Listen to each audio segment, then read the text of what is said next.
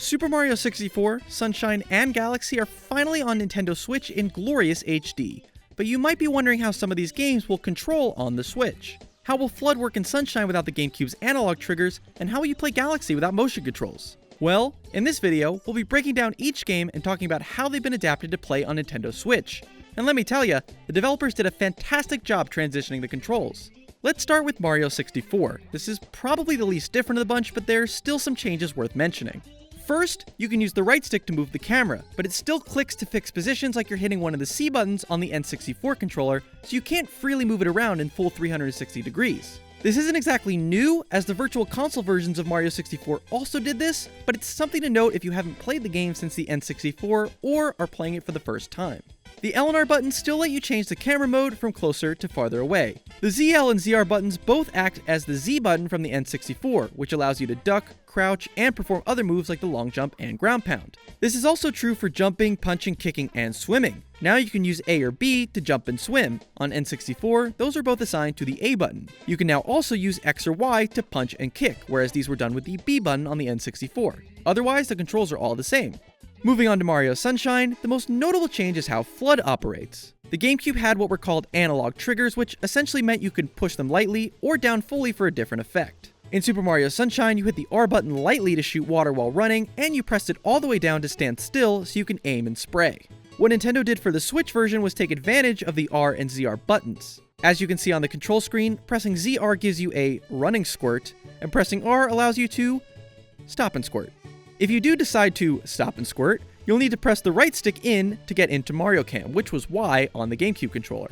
The guidebook was moved from the Z button on the GameCube controller to the L button on the Switch controller, and ZL has become center camera, which was L on the GameCube controller. X is still used to switch nozzles, and the GameCube-style X button is still shown on screen, which is nice for fans and keeping authenticity, but could be confusing for new players. Speaking of changing button icons, the B button on the GameCube controller used to be how you'd interact with NPCs, but now you can use A or B. And while the game retains the red circle above characters' heads since the B button was a red circle on the GameCube controller, the letter inside has changed from B to A. Either will do the trick despite it just saying A. Actions that used to be assigned to B, like picking up items, throwing items, and body slamming, have been moved to the Y button on the Switch. A and B are now just for jumping, swimming, and talking. One final thing to note is that while the GameCube controller could be plugged into the Switch through the adapter released for Super Smash Bros., Sunshine will not take advantage of the GameCube controller's functionality and will instead act like a default USB controller. So what happens is the Z button on the GameCube controller becomes what was ZR on the Switch controller, and the R button on GameCube stays R on the Switch, so you can stop and squirt and do a running squirt, but the L button just opens the guidebook so you can't center the camera, which isn't a huge deal. So, it's definitely possible to play Sunshine on Switch with a GameCube controller, but all the buttons are reassigned to mimic the Switch controller, so it's not one-to-one with the original. Last but not least is Super Mario Galaxy, which arguably has the most changes since it was originally a Wii game that relied on motion controls. Are you forced to use the Joy-Con separated from Mario Galaxy? And if so, how does it work on the Switch Lite? Well, fear not, because the button controls are real, and they're spectacular. So first, let's talk about how it works if you're playing with a Pro Controller or Joy-Cons on a grip. The gyro on both the Pro Controller and Joy-Cons work as the pointer. You still use that to select stuff on the menu and collect star bits like with the Wii Remote, but no sensor bar required this time. If you ever want to recenter the gyro, all you need to do is hit the R button. The biggest change, in my opinion, is that you no longer need to shake the controller to spin, which is a core mechanic to the game. You can now just press Y or X. You can still shake the right Joy-Con or Pro Controller if you want, but you don't have to.